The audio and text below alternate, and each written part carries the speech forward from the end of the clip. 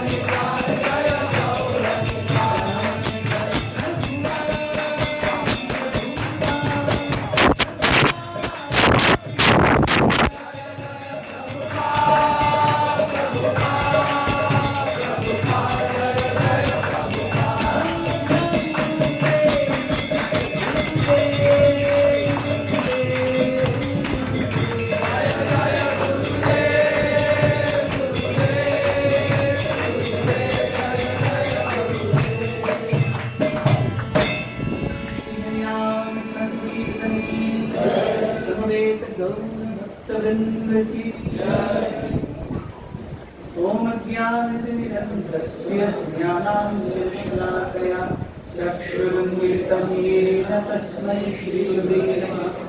श्रीचैतन्यमनोभीष्टं स्थापितं येन भूतले स्वयं रूपः कलामह्यं ददाति स्वपदान्तिकम् वन्देऽहं श्रीगुरुं श्रीरामपदकमलं श्रीगुरुं वैष्णवांश्च श्रीरूपं साग्रजातं सहगणा रघुनाथान्वितं तं सजीवं साद्वैतं सावधूतं परिजनसहितं कृष्णचैतन्यदेवं श्रीराधा कृष्णपादान् सहगणा ललिता श्रीविशाखान्विताश्च हे कृष्ण करुणा सिन्धु दीनबन्धो जगत्पते गोपेश गोपिकान्त राधाकान्त नमोऽस्तुते तप्तकाञ्चनगौराङ्गी राधे वृन्दावनेश्वरी वृषभानुसुते देवी प्रणमामि हरिप्रिये वाञ्छाकल्पतरुभ्यश्च कृपासिन्धुभ्येव च पतितानां पावनेभ्यो वैष्णवेभ्यो नमो नमः जय श्री कृष्ण चैतन्य प्रभु नित्यानंद श्री अद्वैत गदाधर श्रीवासादि गौर भक्तवृंद हरे कृष्णा कृष्ण कृष्णा हरे हरे हरे राम राम राम हरे हरे। हरे कृष्ण। फिर से एक बार आप सभी का स्वागत है आज के इस श्रीमद् की चर्चा सत्र में। तो हम देखते हैं श्रीमद् भागवत जिस क्रोनोलॉजी में चलता है, जिस प्रकार से श्रीमद् भागवत आगे बढ़ता है। पहले तो फर्स्ट कैंटो के प्रथम स्कंद में भागवत की सेटिंग ऑफ द सीन है कि भागवत आया कैसे, उसका आविर्भाव कैसे हुआ, ये प्रथम स्कंद में। इसके बाद सृष्टि की निर्मित कैसे हुई, ये द्वितीय और तृतीय स्कंदों में है। इसके बाद प्रथम कथा जो हमें भागवत की सुनने को मिलती है, apart from the setting of the scene में भी कथाएं हैं। उसके बाद जो प्रथम मूल कथा आती है वो ध्रुव महाराज की आती है, पृथु महाराज की आती है। सो ध्रुव महाराज के ही लीनिएज में पृथु महाराज है, और पृथु महाराज के बाद में उसी लीनिएज में हम देखते हैं महाराज प्राचीनी पर ही की कथा आती है। सो महाराज प्राचीनी पर ही ध्रुव महाराज के ही एक वंशज है, पृथु महाराज के लिए वंशज है। लेकिन भगवान की भक्ति, डायरेक्ट भक्ति को छोड़ करके उन्होंने कर्म कांडों को अपने स्वर्ग जाने का माध्यम बना दिया है। व्यक्ति के कई उद्देश्य हो सकते हैं। हर एक व्यक्ति जो एजुकेशन सिस्टम में आता है वो पीएचडी करने का इच्छुक नहीं है। कोई लोग कहेंगे 12वीं तक बस है, कुछ लोग कहेंगे ग्रेजुएशन हो गया बहुत हो गया, कुछ लोग कहेंगे अरे नहीं मास्टर्स करना है, कुछ लोग कहते हैं नहीं रिसर्च में ही जाना है।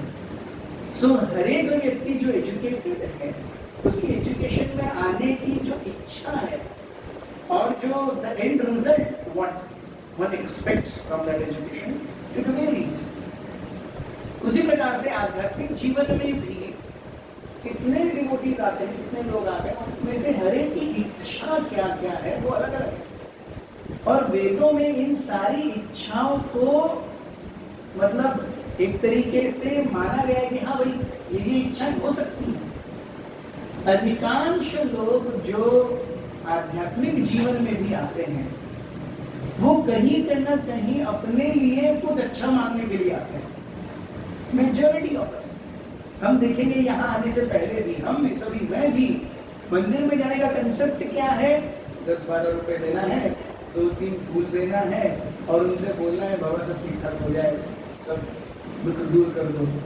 यस, सुख संपत्ति घर आवे, कष्ट मिटे कनिका जय जगदीश हरे। तो उसलिए हम मंदिर जाते हैं। ये नेचुरल है, ये नॉर्मल है। इसके ऊपर है जो व्यक्ति अपने लिए कुछ नहीं चाहते, वो भगवान के लिए चाहते हैं। अब ऐसे व्यक्तियों को योगी कहा जाता है जो अपने आप को भगवान के साथ क्यों जोड़ना चाहते हैं, भगवान की सेवा के लिए। अब इन योगियों में भी कई श्रेणियां हैं। कई लोग कर्म योगी होते हैं, अपने एक्शंस से वो भगवान को प्रसन्न करना चाहते हैं। लेकिन इसके ऊपर है ज्ञान योगी, जो भगवान के बारे में शास्त्रों को पढ़ के उनके बारे में तर्क से उनको जानने का प्रयास करते हैं। इसके बाद में है अष्टांग योगी, जो भगवान के स्वरूप को अपने हृदय में देखने का प्रयास करते हैं।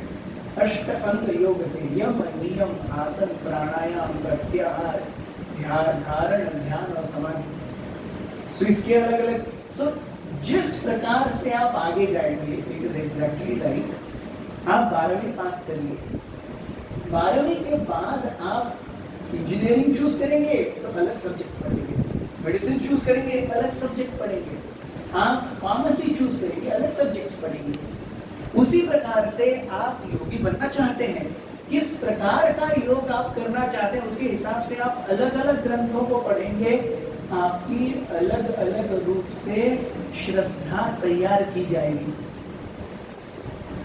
डॉक्टर को, इंजीनियर को और फार्मासिस्ट को सेम नॉलेज नहीं दिया जाता, क्योंकि जरूरत भी नहीं है, उनको अलग अलग चीजें चाहिए। सो राजा प्राचीनी वर्गी, उनकी इच्छा क्या है? वो मैं ऐसे कर्म करूं जिससे मेरा स्वर्ग जाना पक्का तय हो जाए। स्वर्ग क्यों जाना है? भोग के लिए। भोग करने के बाद क्या होगा? भोग करने के बाद शास्त्र भगवद गीता भगवद गीता में भगवान बताते हैं, क्षीणे पुण्य मर्त्य लोकम विशन्ति।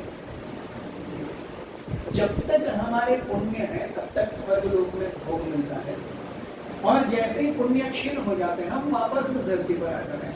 एग्जैक्टली लाइक आप किसी पेड़ हॉलिडे पर गए हैं तो 7 दिन, 8 दिन, 10 दिन आपकी सारी खातिरदारी की जाती है। yes. आपको दिन में 2 टॉवल दिए जाएंगे, ब्रेकफास्ट, लंच, डिनर दिया जाएगा, आपको एसी बस में घुमाया जाएगा। लेकिन जैसे ही 10 दिन खत्म हो गए आपको बोला जाएगा madam thank you very much, तो कोटा खत्म हो गया। तो हम जब हॉलिडे पे जाते हैं हमको लगता है यार क्या खातिरदारी हो रही है, हमारे घर में भी हमारी इतनी खातिरदारी नहीं होती जितना यहाँ पे हो रही है। वो क्यों हो रही है? क्योंकि रोकड़ा बोल रहा है, वो व्यक्ति नहीं बोल रहा है, वो रोकड़ा बोल रहा है। ये सत्य है। उसी प्रकार से हमारे जीवन में हम जो सुख दुखों को भोगते हैं ये एग्जैक्टली हमारे कर्म है। सुख उपभोगा मतलब it is like withdrawal from bank account, पैसा कम हो गया, 40,000 थे 10,000 निकालिए, अब 30,000 ही बचे। दुख भोग लिया यानी addition in account, not exactly also, it is not that. हम जब कुछ कर्म करते हैं तो वो एडिशन इन अकाउंट है। अब कर्मों की श्रृंखला में दुखों और सुखों के 2 अकाउंट चलते हैं, जैसे हम भी 2 अकाउंट रखते हैं ना। यस, सो कर्म भी, चित्रगुप्त भी हमारे 2 अकाउंट रखते हैं, एक सुख का अकाउंट, एक दुख का अकाउंट। तो अच्छे कर्म किए सुखों के अकाउंट में इजाफा, सुख भोग लिए तो सुखों के अकाउंट में डेबिट, गलत कर्म किया दुखों के अकाउंट में इजाफा, दुख भोग लिया उसके अनुसार वो यातना, क्लेश, दुख हो गया, रोध होके हो गया, तो ये अकाउंट कम। तो इन दोनों अकाउंट के समन्वय में कुछ तो हमारे जीवन में डाला जाता है। हाँ भाई ये अकेला एक व्यक्ति है, इसको जन्म लेना, ये जीवात्मा को, तो यहाँ से थोड़ा निकाला, यहाँ से थोड़ा निकाला और इस जीव के इस खाते में डाल दिया, ऐसे हमारी कुंडली। सो जैसे ही, सो ये जानना बहुत जरूरी है कि हमारे जीवन में जो सुख दुख है वो कर्मों का भाग है और इन दोनों अकाउंट्स पर चल रहे हैं। अगर स्वर्ग जाएंगे भी तो भी केवल वहीं पर रहेंगे ऐसा नहीं है, हम वापस आते हैं। सो इसीलिए ये जानना बहुत जरूरी है कि हम जो कर्म करते हैं तो कर्म हमें केवल स्वर्ग तक लेके जा सकते हैं, उसके ऊपर नहीं। यह कर्म योग। ज्ञान योग हमें ब्रह्मलोक तक लेके जा सकता है या ब्रह्म ज्योति तक लेके जा सकता है, उसके ऊपर नहीं। अष्टांग योग हमें वैकुंठों में भगवान का सानिध्य दे सकता है लेकिन सेवा नहीं। सानिध्य मिलेगा भगवान का लेकिन सेवा नहीं मिलेगी। द रिलेशन ऑफ अ ध्यान योगी विद कृष्णा और Lord Vishnu is exactly the relation we all have in Narendra Modi. अब नरेंद्र मोदी है, बहुत बढ़िया व्यक्ति है, देश के लिए बहुत कुछ कर रहा है, लेकिन मैं क्या कर रहा हूं? मैं गुणगान कर रहा हूं बस, मेरा उनका कोई पर्सनल रिलेशन है क्या? कुछ नहीं। सो अष्टांग योगी या ध्यान योगी ऐसे हैं जो भगवान को देखते हैं, लेकिन देखो मगर प्यार से। भगवान दूर हैं, अपने पार्षदों के साथ में लीलाएं कर रहे हैं, हम देख रहे हैं भगवान को हम देख करके खुश हो रहे हैं, भगवान बहुत अच्छा। भक्ति योगी क्या करता है? उस लीला में अंदर जाता है। सो भक्ति योगी कौन है? भक्ति योगी आप समझ लीजिए आजकल का आईएएस ऑफिसर, आईपीएस ऑफिसर या नेता जो डायरेक्टली अंदर की चीजों से कांटेक्ट में आते हैं। They are policy maker, decision makers. So ये जो रिलेशन है, इनका जो रिलेशन है मोदी के साथ में, ये बहुत अलग है। सो ये उनके साथ में कुछ उठक बैठक करते हैं। सो भक्ति योगी like an IAS officer, IPS officer, minister, chief minister, union minister, cabinet rank holder, वो जो कुछ भी उसमें आते हैं। सो हम देखते हैं ध्रुव महाराज इतने महान भक्त, लेकिन उनके बेटे प्राचीनी, उनके वंशज प्राचीनी Barhi, he got enamored only by कर्म कांड। बस मेरा स्वर्ग भगवान नहीं चाहिए। सो प्राचीनी बरही की शादी ये शतद्रुति से हुई।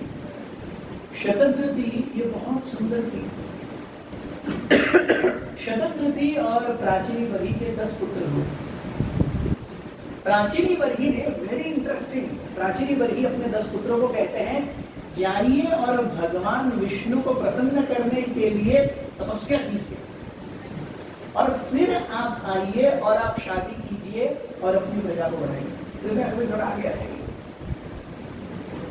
हम ये थोड़ा पीछे लेके जा सकते हैं।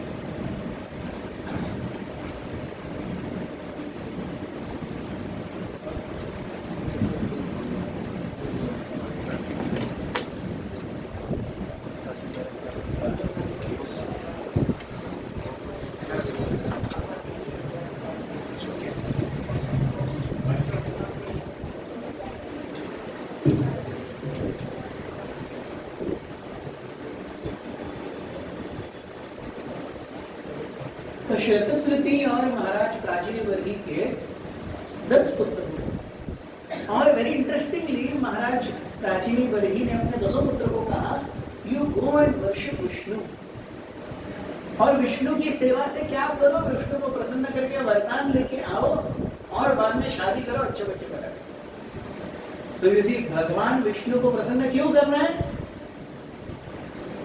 और भगवान विष्णु को प्रसन्न करके वैकुंठ में तो जाया जा सकता है, लेकिन यहाँ पे भगवान विष्णु को प्रसन्न करके आप शादी कीजिए और अच्छे से घर गृहस्थी चलेगी। अब यहाँ पे नारद मुनि आते हैं सीन में। नारद मुनि बोलते हैं यार ये चल क्या रहा है, ध्रुव महाराज के वंशज हैं और भगवान विष्णु को प्रसन्न करने जा रहे हैं, किस लिए? ताकि संसार अच्छा चले। मतलब ये ऐसा हो गया जैसे आप टाटा बिरला अंबानी के पास जाके बोलते थोड़ा 50 रुपए दे देना भाई, है ना? टाटा बिरला अंबानी भी रो देगा भाई, ये तो मेरे, इससे ज्यादा मेरी बेइज्जती कभी नहीं किसी की। इस टाटा के पास जाकर के 50 रुपए मांगना है। He can give us much more. He can give us in lakhs. He can give us in crores. So भगवान के पास जाकर के, भगवान मेरी पत्नी अच्छी रहे, मेरा पति अच्छा रहे, मेरे बच्चे अच्छे रहे, घर में आमदनी आती रहे। It is like wanting tidbits. Tata Birla Ambani के पास जाकर के 50 रुपए दे दो भाई। So यहाँ पर प्रचेता क्योंकि भगवान विष्णु की सेवा के लिए, तपस्या के लिए जा रहे हैं, ये पता चलता है भगवान शिव को, और भगवान शिव स्वयं प्रचेताओं से मिलने आते हैं। और फिर प्रचेताओं और भगवान विष्णु के, भगवान शिव के बीच का जो संवाद है ये है। सो हम देखते हैं बहुत सुंदर रूप से, very interesting conversation and very interesting incident. So कथानक की शुरुआत होती है श्रीमद् भागवत के चतुर्थ स्कंद के 24वें अध्याय। यदुक्तं पथि दृष्टेन गिरीशेन प्रसीदया तद्ध्यायन्तो जपन्तश्च पूजयन्तश्च संयताः। When the son of Prachini Barihi left home to execute austerities, they met Lord Shiva. Out of great mercy, he instructed them about absolute truth. All the sons of Prachini Barihi meditated upon the instructions, chanting and worshipping them with great care and attention. अब ये जो प्राचीनी बरही के पुत्र हैं, इन्हें प्रचेता कहा जाता है। सो प्राचीन जैसे वसुदेव के पुत्र वासुदेव कृष्ण, या द्रोण के पुत्र द्रौणी अश्वत्थामा, वैसे ही प्राचीनी बरही के पुत्र प्रचेता। अब ये प्रचेता जा रहे हैं तपस्या के लिए भगवान विष्णु की, केवल भगवान विष्णु को प्रसन्न करने के लिए जा रहे हैं, इसीलिए शिव जी आते हैं। अब हम देखते हैं शिव जी जैसे महान व्यक्तियों का एक तो दर्शन बहुत दुर्लभ है। It is very difficult to get even a glimpse of great souls. महान व्यक्तियों के दर्शन दुर्लभ होते हैं, उनका सानिध्य आसपास रहना इससे ज्यादा दुर्लभ है, और उनसे इंस्ट्रक्शंस पाना, मतलब उनसे बातचीत, ये तो मतलब ऑलमोस्ट इम्पॉसिबल। सोचिए, शिव जी का क्या मिल रहा है यहाँ पे? दर्शन मिल रहा है, सानिध्य मिल रहा है, और इंस्ट्रक्शंस भी। क्यों? क्योंकि वो भगवान विष्णु को प्रसन्न करने के लिए जा रहे हैं। बस they were not expecting Lord Shiva। प्रचेताओं की बिल्कुल मंशा नहीं थी कि ऐसे कोई तो शिव जी मिल जाएंगे। हम एक बार घूमने चले गए हैं और गोवा का सीएम ऐसे ही आ जाए घूमते घामते, यू नेवर एक्सपेक्टेड। हम घूमते घामते उसके सामंत को मिलने का एक्सपेक्टेशन नहीं रखते। ऐसे प्रचेता है, they are minding their own business, क्योंकि उनके पिताजी ने उनको बोला है जाके तपस्या करके, वो जा रहे हैं। भगवान आते हैं स्वयं मिलने। So when all the sons of Prachini Barihi left home to execute austerities, they met Lord Shiva, who out of great mercy और कृपा से instructed them about absolute truth। वो स्वयं उन्हें उपदेश दिए, भगवान स्वयं प्रचेताओं को उपदेश दिए। All the sons of Prachini Barihi meditated upon those instructions, chanting and worshipping them with great care। So ये instructions क्या है? So this is how we see, सबसे पहली चीज कि भगवान शिव इसी बात से प्रसन्न हो जाते हैं कि कोई जीव भगवान विष्णु की सेवा की इच्छा रख रहा है। अब तक उन्होंने तपस्या शुरू ही नहीं की है, वो जा रहे हैं, देख रहे हैं तपस्या का स्थान क्या होना चाहिए। तो एक्चुअली प्रचेतागण इस स्टोरी में एक बहुत बड़े तालाब के किनारे हैं, और उस तालाब के किनारे रह करके वो सोच रहे हैं, अरे क्या ये अच्छी जगह है भगवान विष्णु को प्रसन्न करने के लिए, तपस्या करने के लिए। वो ऐसा सोच रहे हैं और भगवान शिव जी केवल भगवान विष्णु को प्रसन्न करने की इच्छा मात्र से ही शिव जी के आशीर्वाद प्राप्त होते हैं। ये यहाँ पे बहुत ही मतलब ये वेरी सिंपल अंडरस्टैंडेबल। मैं अभी काशी गया था, सो काशी में हमने रुद्र अभिषेक किया, वहां पर शिवलिंग के ऊपर पतांजलि जी हुआ। तो वहां पे जो वहां के ब्राह्मण हैं, अब वो दशकों से, सदियों से, वंशों से ब्राह्मण हैं और वो सारे वेद मंत्र पठन इत्यादि सब जानते हैं। तो हमारे साथ 3-4 लोग और थे और उन्होंने तिलक धारण नहीं किया। तो जब रुद्राभिषेक शुरू होने वाला था तो उससे पहले उन्होंने कहा अपने असिस्टेंट से ये तो त्रिपुंड तिलक लगाओ। Tripund means this is called Tripund, और हम जो लगाते हैं इट इज कॉल्ड ऊर्ध्व पौंड। त्रिपुंड ऊर्ध्व पौंड। सो त्रिपुंड ये शिव जी का प्रतीक है, ऊर्ध्व पौंड ये भगवान विष्णु का प्रतीक है। सो उन्होंने कहा अपने असिस्टेंट को इन सबको त्रिपुंड लगाओ। तो असिस्टेंट लगा, मैंने बोला मुझे नहीं लगाओगे? नहीं नहीं नहीं स्वामी, आपने ऊर्ध्व पौंड्र धारण किया है, ऊर्ध्व पौंड्र के ऊपर त्रिपुंड नहीं आता।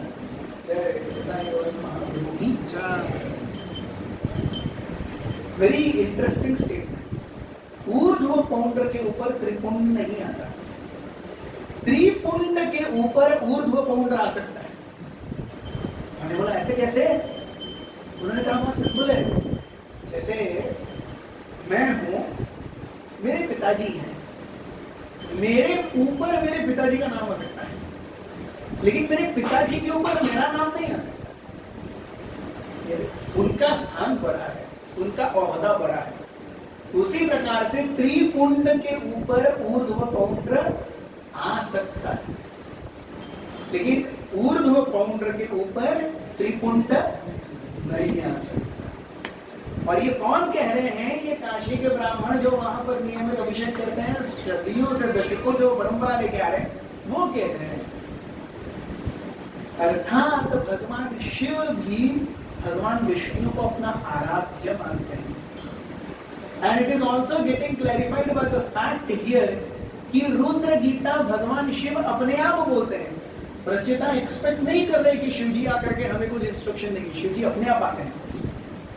और हमने देखा कि the order in which we get mercy, yes, दर्शन, सानिध्य और उपदेश। सो उपदेश मिलना तो हाईएस्ट मर्सी, और ये शिव जी अपने आप दे रहे हैं। सो द सन्स आर तत्र गंधर्वमाकर्ण्य दिव्य मार्ग मनोहरम विसिंभु राजपुत्रास्ते अंगवपदान्युतः। The sons of king became very much amazed when they heard vibrations of various drums and kettle drums along with other mixed musical sounds pleasing to the ear. तो शिव जी आ रहे हैं, और शिव जी कैसे आते हैं? तो शिव जी कैसे आते हैं? डमरू बजाते हुए, अलग अलग वाद्य बजाते हुए, जो सुनने के लिए कर्ण मधुर है। हम देखेंगे कहीं भी जब भगवान का आगमन होता है वो मधुर है, वो शक्ति का प्रतीक नहीं है। आज हम जो भगवान शिव को डिपिक्ट करते हैं केवल शक्ति। आप YouTube पे जाइए, कितने सारे शॉर्ट्स हैं। आप शिव जी के शॉर्ट देखिए, ऐसा खड़ंगुर भाम से ऐसा म्यूजिक बजेगा, शिव जी को ऐसे विकराल अकराल दिखाया जाएगा। तो शिव जी सारे शक्ति के स्रोत हैं, लेकिन वो ऐसे एकदम स्पाइडरमैन, बैटमैन और सुपरमैन की तरह नहीं है। He is a pleasing personality. उनके साथ में जितना भी बाजा गाजा है, यहाँ पे क्या बताया गया है? It is very pleasing. Yes, so the sons of king अर्थात प्रचेतागण became very much amazed when they heard vibrations of various drums, kettle drums, along with other orderly musical sounds pleasing to the ear. अब इसके बाद भगवान के रूप का वर्णन है। भगवान शिव जी कैसे दिखते हैं? यस, आप सुनना चाहेंगे? The Prachetas were fortunate to see Lord Shiva. भगवान शिव जी का ये दर्शन है। कैसा दर्शन है? The chief of all the demigods emerging from water with his associates. So भगवान अपने सारे पार्षदों के साथ आ रहे हैं। His bodily luster was just like molten gold. His throat was bluish, and he had 3 eyes, which looked very mercifully upon his devotees. He was accompanied by many musicians who were glorifying him. As soon as the Prachetas saw Lord Shiva, they immediately offered their obeisances. तो शिव जी पानी से बाहर आते हैं और वो अपने भूत गणों से सराउंडेड हैं। ये हम हमेशा देखेंगे। जब भी भगवान विष्णु की बात आती है, भगवान कृष्ण की बात आती है या भगवान शिव जी की बात आती है, वो कभी अकेले नहीं रहते। किसी भी राज्य का राजा छोड़ दीजिए, मोदी जी जिसको हर 5 साल में इलेक्शन लड़ना पड़ता है, वो अकेले घूमते हुए दिखेंगे क्या आपको भाई? अरे नहीं, 8 लोग AK-47 लेके ऐसे ट्रिगर बस, यस, 18 और 27 bullets in a second, that is AK-47, 18 bullets a second. So Modi ji जब अकेले नहीं दिखते, उनकी सिक्योरिटी के लिए लोग दिखते हैं। वैसे ही जब भगवान विष्णु या भगवान शिव दिखते हैं, वो अकेले नहीं दिखते। ऑफ कोर्स उनको सिक्योरिटी के लिए कोई नहीं चाहिए, उनके पार्षद उनके साथ हैं जो उनका गुणगान करते हैं।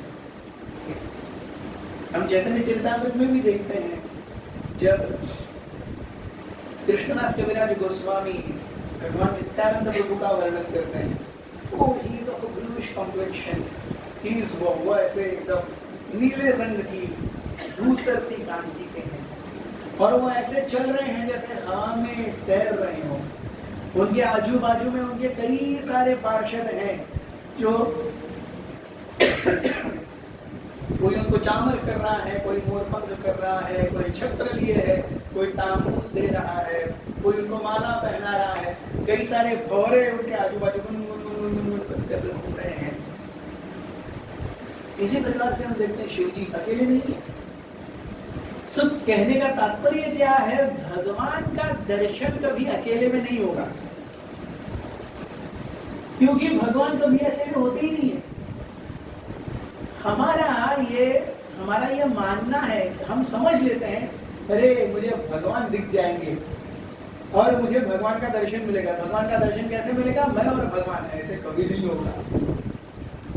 अगर भगवान रहेंगे अपने पार्षदों के साथ रहेंगे।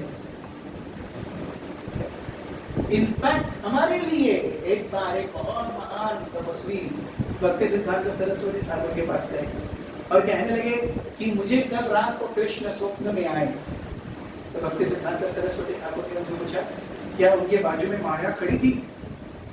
तो बोले नहीं, बाजू में माया तो बिल्कुल नहीं खड़ी थी। तो आपने कृष्ण का दर्शन नहीं लिया। तो हमें कृष्ण दिखेंगे और उसके पहले माया नहीं दिखेगी। जब माया पार करेंगे तभी तो कृष्ण दिखेंगे।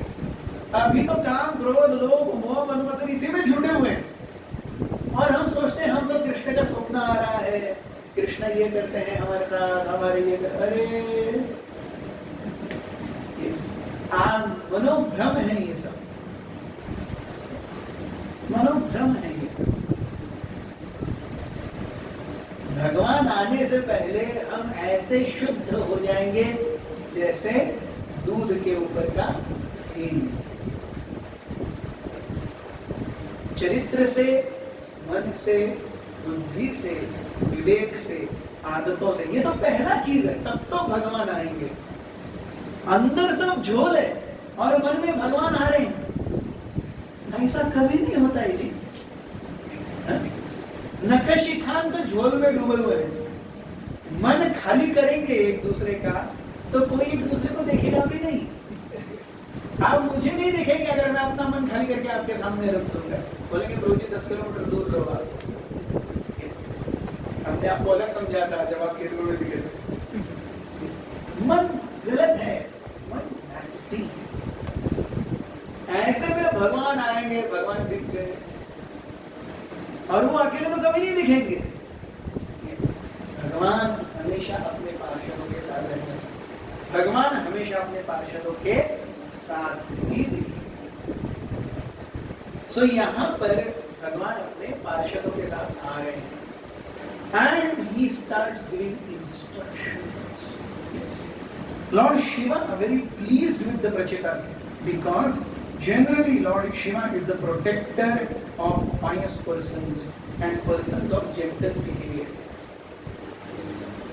जो पुण्यात्मा है और जो बहुत सीधे लोग हैं, शिव जी उनको बहुत पसंद करते हैं और हमें बिना मांगे वो उनका प्रोटेक्शन करते हैं।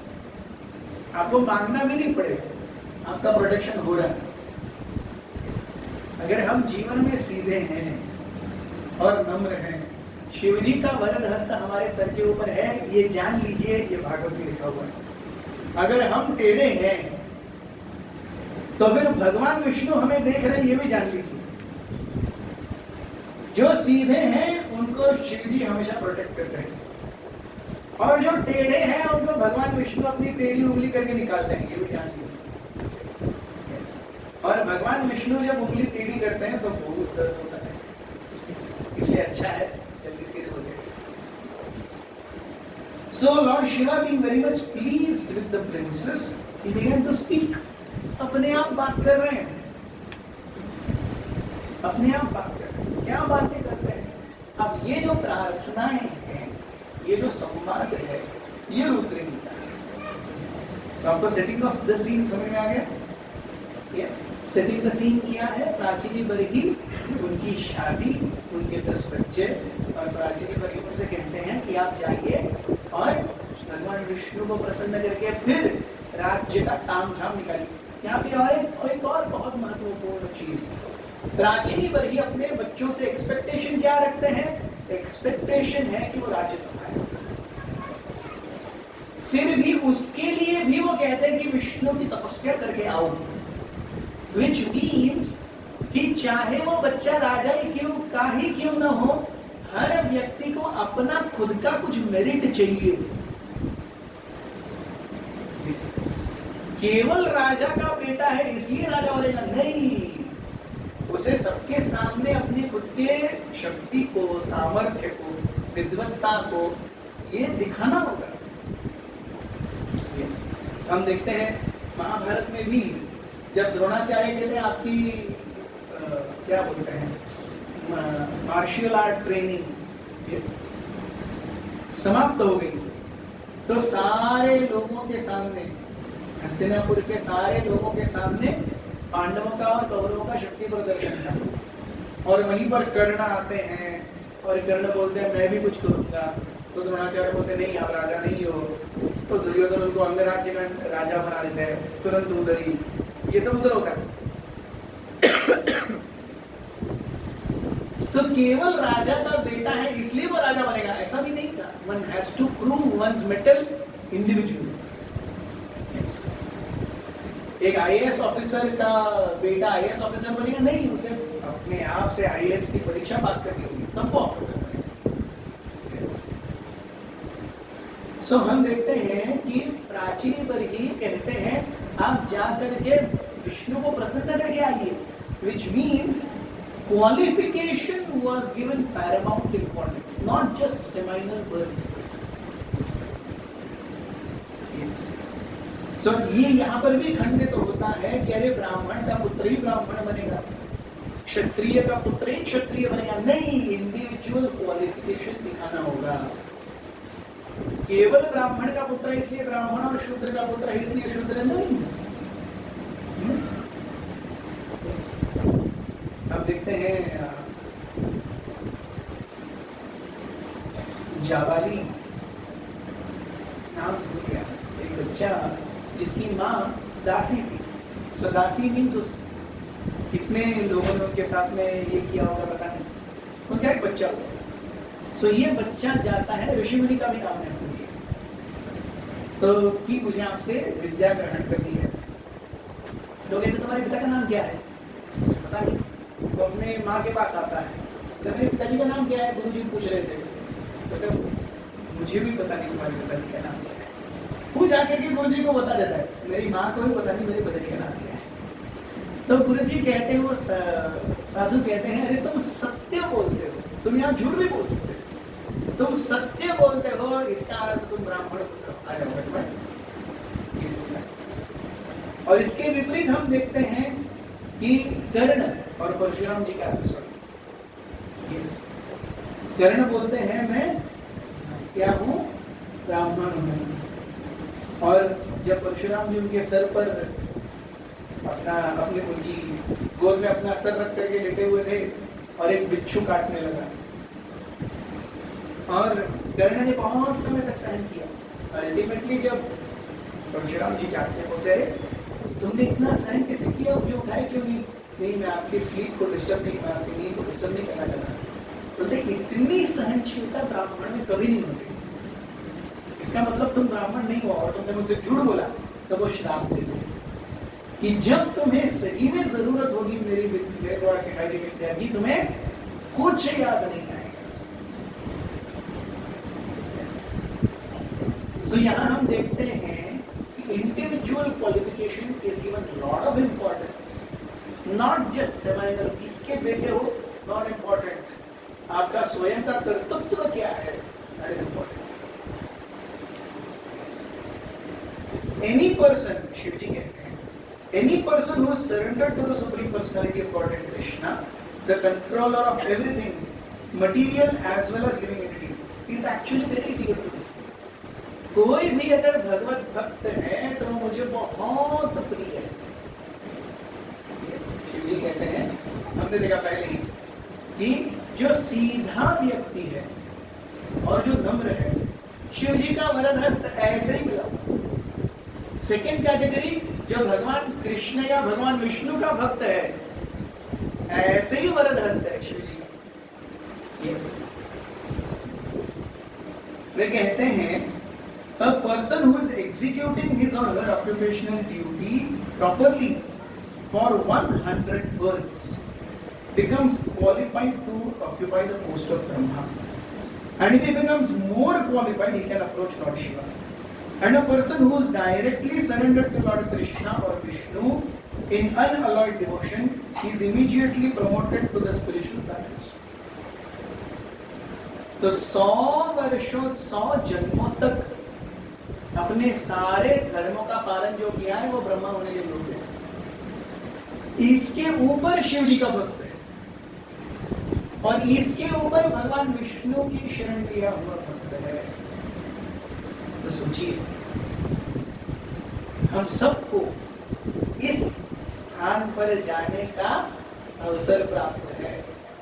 हम में से हर किसी को ये कक्षा है, कक्षा में कोई भी फर्स्ट रैंक आ सकता है। ऐसा नहीं कि यही व्यक्ति है इसको भी फर्स्ट लाना है, नहीं, कोई भी फर्स्ट आ सकता है। और एक्चुअल कक्षा में तो एक ही व्यक्ति फर्स्ट आ सकता है, यहाँ पे तो हर कोई फर्स्ट आ सकता है, हर कोई भगवत मान जा सकता है। सो हमें हरि कथा, हरि कीर्तन, हरि प्रसाद, इनके माध्यम से मिल क्या रहा है? हमें अवसर मिल रहा है फर्स्ट क्लास बनने का। अब इस अवसर को हम अपने अपने निजी रूप से कैसे लेते हैं ये हम पर है, लेकिन अवसर हम सभी को बराबर प्राप्त है, इसमें कोई दो राह नहीं है। Equal opportunity is being given to everyone. How much we accept it, how much we make use of it, हम उसका कितना ही लेते हैं। पानी गिर रहा है, 1 लीटर मग रखेंगे 1 लीटर पानी मिलेगा, 5 लीटर रखेंगे 5 लीटर मिलेगा, 15 लीटर की बकेट रखेंगे 15 लीटर मिलेगा, 300 लीटर का बैरल रखेंगे 300 लीटर, पानी तो गिर ही रहा है। सो यहाँ पे शिव जी हमें बताते हैं कि भगवान विष्णु की सेवा, भगवान विष्णु के प्रति शरणागति, ये अत्यंत ही सीधा मार्ग है शिव जी की कृपा प्राप्त करने का भी। सो भगवान शिव कहते हैं, you are all devotees of the lord and as such I appreciate that you are as respectable as Supreme Personality of Godhead Himself. I know in this way that the devotees also respect me and that I am dear to them. Thus, no one can be as dear to the devotees as I am. So, आप क्योंकि भगवान के भक्त हैं, आप भगवान के समान पूजनीय हैं। ये कौन कह रहे हैं? शिव जी कह रहे हैं। इसको कहते हैं प्राचीनी बरी। अब कहाँ शिव जी और कहाँ बचेगा? मतलब कोई मेल ही नहीं है। लेकिन शिव जी स्वयं कहते हैं कि भगवान के भक्त होने के कारण आप उतने ही पूजनीय हैं। और यही संदर्भ हमें भागवतम के नवम स्कंध में भी मिलता है।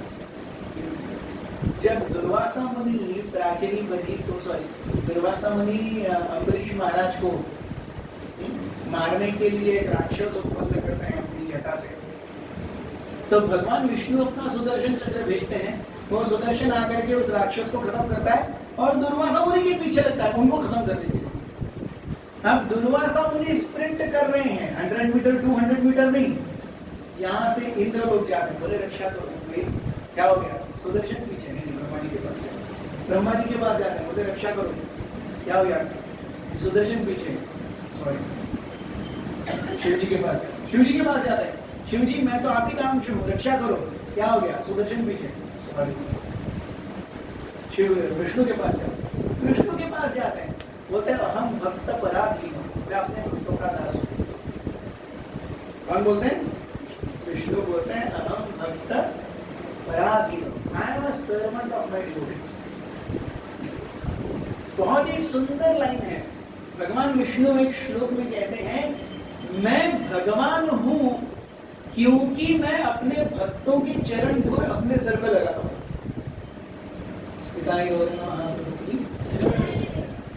ये कौन कह रहा है, भगवान विष्णु कहते हैं, क्या कहते हैं, मैं भगवान हूं क्योंकि मैं अपने भक्तों की चरण धूल अपने सर पे लगाता हूं। ये भगवान विष्णु कहते हैं। तो सोचिए भगवान के स्वयं के नजर में उनके भक्तों का क्या सानिध्य, क्या इंपॉर्टेंस है। तब दुर्वासा मुनि वापस आते हैं वैकुंठ से, यहाँ पर वापस आते हैं और यहाँ पर आने के बाद अम्बरीश महाराज से क्षमा मांगते हैं। और ये सब करने के लिए दुर्वासा मुनि को 1 साल लगता है और उस 1 साल तक अम्बरीश महाराज उपवास रखते हैं क्योंकि मेरे यहाँ पर आए हुए अतिथि के पीछे सुदर्शन लग गया, तो वो नहीं खाएंगे तो मैं कैसे खाऊंगा। 1 साल भर अम्बरीश महाराज ने उपवास रखा और जब सुदर्शन वापस आया और दुर्वासा मुनि आकर के अम्बरीश महाराज के चरण पकड़ करके रोने लगते हैं, I am very sorry please forgive me, तो जानते हैं अम्बरीश महाराज क्या कहते हैं, अम्बरीश महाराज सुदर्शन के सामने हाथ जोड़ करके खड़े हो जाते हैं। वे कहते हैं अगर मैंने अपने जीवन में भगवान विष्णु को प्रसन्न करने का सही प्रयास किया है तो कृपया दुर्वासा मुनि को क्षमा कर दिया जाए। यह है, सोचिए हम अगर वहां होते तो पता चला ना, इससे मंगा लिया, अब आया ना इस पे रगड़ रगड़, अच्छे से रगड़, नाक रगड़, यस थोड़ा और आंसू बहा, अब बोल यहाँ पे, तो भी ऐसा वापस नहीं करेगा, कहना प्रॉमिस ना, यस भगवान की सौगंध, हम ये करते हैं, जानता नहीं तो मैं कौन हूँ, अब पता चला ना। अम्बरीश महाराज क्या कहते हैं, अगर मैंने अपने जीवन में भगवान विष्णु को प्रसन्न करने का प्रयास किया है तो इसकी क्षमा कर दिया, इससे डिवोटी ये सब भक्ति जब एक व्यक्ति या एक जीव के अंदर प्रवेश करेगी तो वो भक्ति अपने आप अपने गुण दिखाएगी। It is impossible to have a devotee without devotional qualities. ये ऐसा है जैसा चीनी है लेकिन स्वीट नहीं है, तो वो काहे की चीनी है। तो एक भक्त है लेकिन उसके अंदर भक्त के गुण नहीं है, मतलब कहीं तो सोचने का विचार है। हमें भी देखना चाहिए क्या हमारे अंदर भक्त के गुण हैं, और अगर नहीं है तो क्या हम अपने आप को भक्त कहने के योग्य हैं। क्योंकि बाह्य रूप से हम पूरे दुनिया के सामने कैसे भी रह सकते हैं, लेकिन अंदर से हम अपने आप को तो मूर्ख नहीं बना सकते। हम जानते हैं हम कैसे हैं, हम क्या करते हैं। We all know behind closed doors who we are. दरवाजे के पीछे हम कैसे हैं ये हम सब जानते हैं। सो भक्त यानी भक्त का ये गुण, भक्ति without its qualities is like, भक्ति प्रवेश नहीं, भक्ति है। अब एक व्यक्ति विद्वान है तो उसका रिजल्ट दिखेगा ही दिखेगा, उसका रिजल्ट 35% आ ही नहीं सकता। आ सकता है क्या? वो दिखेगा ही दिखेगा। तो उसी प्रकार भक्त यानी भक्ति के गुण, हम जब भक्ति करते हैं तो भक्ति के साथ में इन गुणों का विकास करने का भी प्रयास करना है। हमारे अंदर वो गुण होंगे नहीं, लेकिन क्योंकि हम जानते हैं कि हमें भक्त बनना है, इसीलिए भक्ति के गुणों का वर्णन भी सीखना है और समझना है। ये गुणों का वर्णन भगवद गीता में 7वें अध्याय में है, दूसरे अध्याय में है, 10वें अध्याय में है, 13वें अध्याय में है। भक्त के गुण का वर्णन कई बार आता है भगवद गीता में। हम पढ़ें, समझें और उन गुणों को इन गुणों को अपने जीवन में लाना मुश्किल है। It is not easy, natural है। परीक्षा में फेल होना आसान है, 90% लाने के लिए बहुत मेहनत करनी पड़ती है। उसी प्रकार से इन गुणों को विकसित करने के लिए बहुत मेहनत करनी पड़ती है। लेकिन अगर वो मेहनत करेंगे तो उस मेहनत को भगवान और गुरु दिखेंगे। अल्टीमेटली हम क्यों कर रहे हैं? ताकि भगवान और गुरु इसको देख सके। और इसका उपयुक्त उदाहरण यहाँ पर है। प्राचीनी बरही के बेटे प्रचेताओं की कोई मंशा नहीं थी, they didn't even have a wildest dream कि शिव जी का दर्शन होगा। दर्शन छोड़िए, सानिध्य छोड़िए, इंस्ट्रक्शंस मिल रहे हैं और इंस्ट्रक्शंस के ऊपर अब हम आगे चर्चा करेंगे आने वाले शिव में। और धन्यवाद। हरे कृष्ण।